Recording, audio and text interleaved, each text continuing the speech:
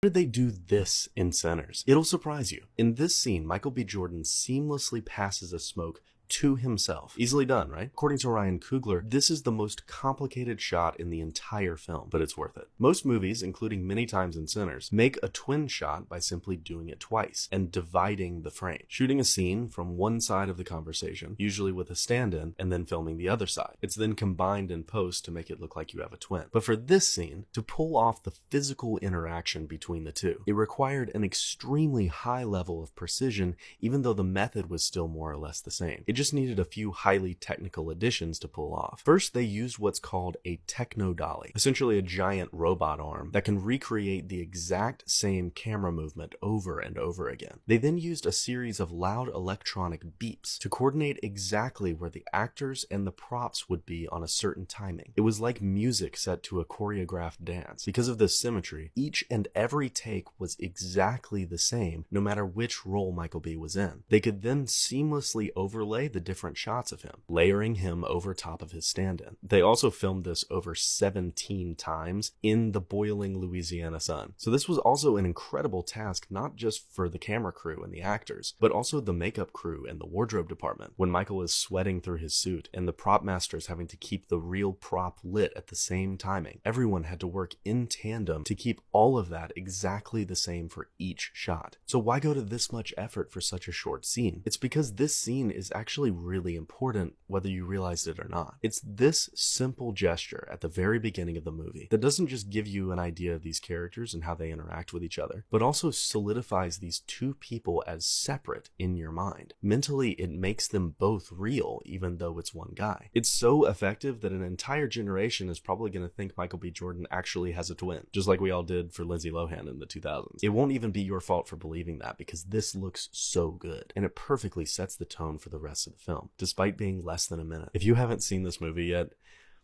what are you waiting on?